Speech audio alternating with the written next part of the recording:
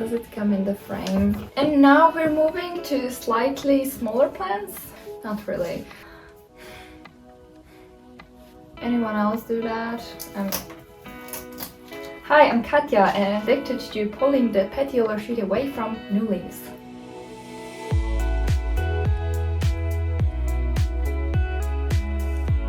Hi guys, it's Katja here and welcome back to my YouTube channel. Today I will be telling you, or well, showing you 10 of my favorite plants in January/December, because some of these plants grew the new leaves and such during this period. Yes, you can probably guess they are mostly Anthuriums. I think I have one Monstera. Yep. It's only one.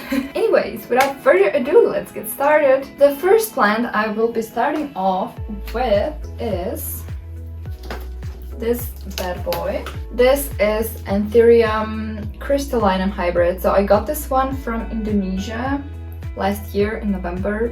So wow, I've had it for a year now. This is the first leaf that it grew in my care, and this is the latest leaf.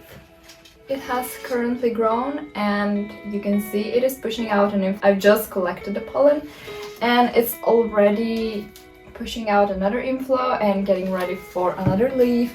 This is just such a happy plant. It grows, it just grows. It has zero problems in the year, and look at the root system. I mean, what the heck. So there is this guy. I am planning to pollinate this one with Magnificum. It's gorgeous, I love it. And since I've mentioned the Magnificum, let me show you the beast. Does it come in the frame? The size reference, I mean, what? If you've seen one of my videos that I've done quite recently, I did try to pollinate the inflorescence that this guy had, and it was successful, but then the inflow just dried up. I think it was my fault because I have slightly underwatered it. They're very sensitive to that, so pay attention if you have any more inflows. But I think it's getting pregnant again, and I have also repotted it to a way bigger pot because the root system on this guy was insane. It's my favorite Magnificum. I have not seen one more Magnificum that has more impressed me than this guy.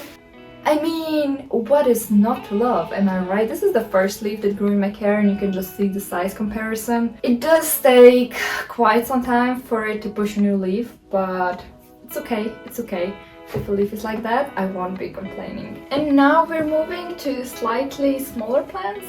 Not really. So the next one is Anthurium Luxurians. Yes, I own the plant.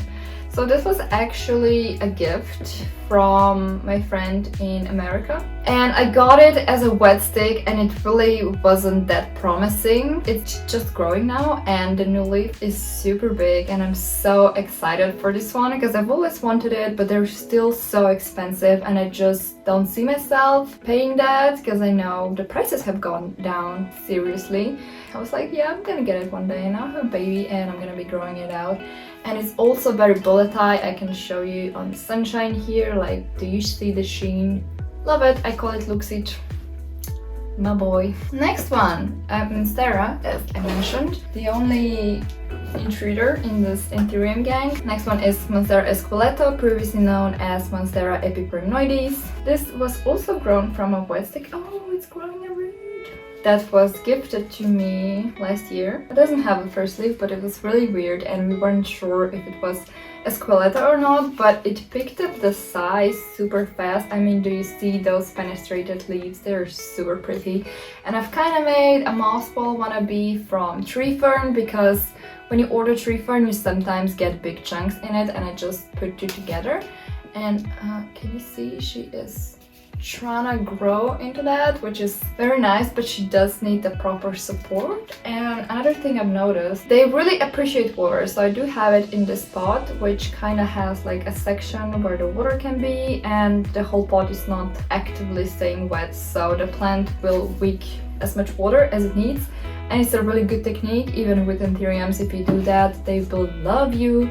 Then we are gonna be moving to another slightly bigger plant, which is Anthurium forgetii. And yes, I am a unicorn.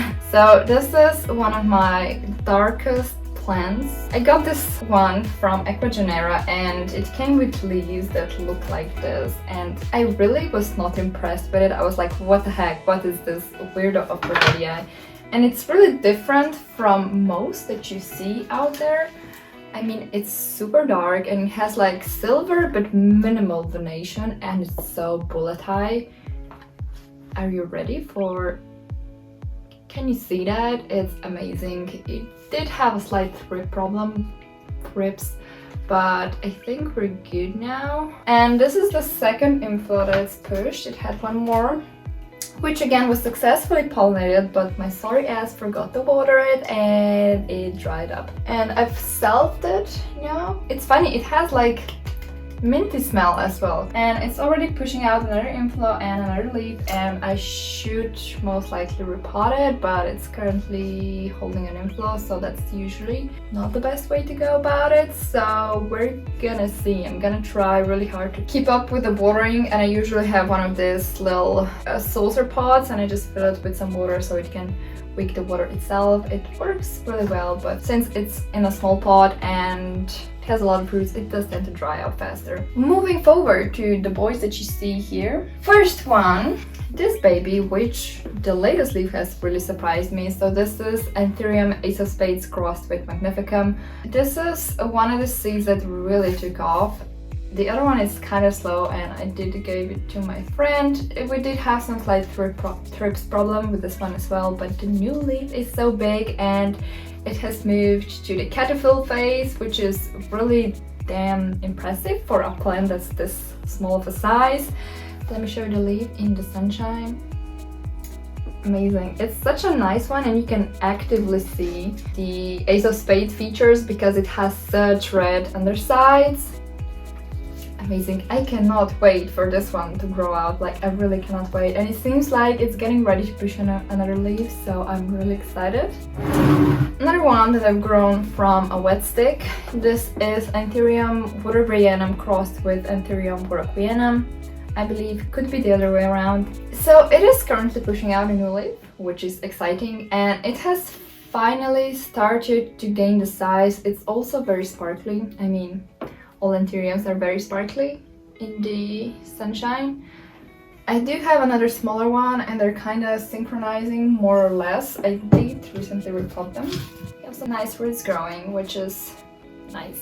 And the next one, probably my favorite plant in my collection, is Anthurium Carla Blackia. You've seen me mention her several times, but she has picked up the piece so fast right now, because when I got her she was really stressed, and I got her with this leaf and kinda an okay 2 roots, and it took a while for her to recover, and this is the first leaf she pushed in my care. Then it was this one, and this is the latest leaf, and I'm so in awe. Are you ready for some sparkle show?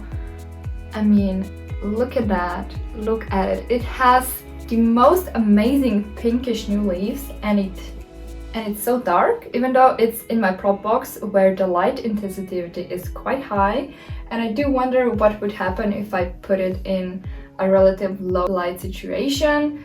She is in need of a repot. Maybe I'll do that today. She has grown so much roots. Hopefully she's gonna grow up soon and produce an inflow, so then I can salve it and spread the Carla babies.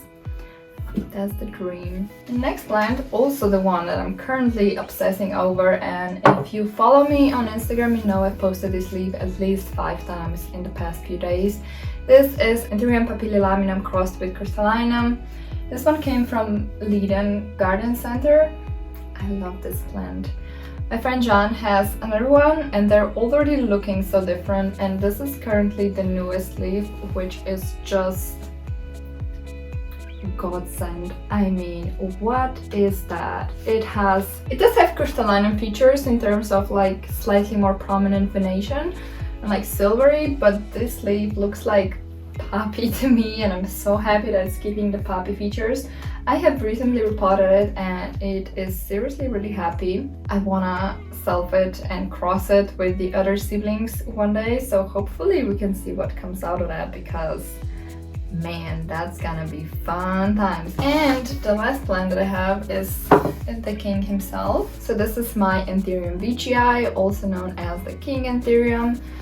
And it has recently pushed out this leaf, and I'm just so amazed and happy that it's finally starting to gain back the size, because we did have some like not the best period where he just wasn't that happy, and it's holding 6 leaves, which I think it's pretty darn amazing for a VGI. So we've come from this to that, which is amazing, and also the shine on this VGI leaf in the sunshine is the most beautiful thing you'll see, like cannot argue with that.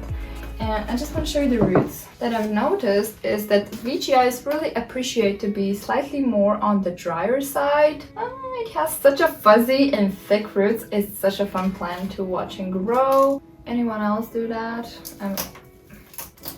Hi, I'm Katja, and addicted to pulling the petiolar sheet away from new leaves.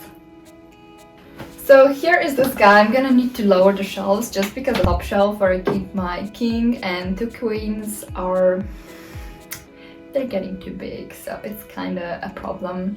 Anyways, this was it for this top 10 plants in January. Hopefully you enjoyed. Let me know which one of these guys you like the most and which are some of the plants that you've been enjoying recently, because I'm curious what you guys are fangirling about. So thank you for watching. If you enjoyed, please give it a like and hit that notification button, and I'll see you next time. Bye!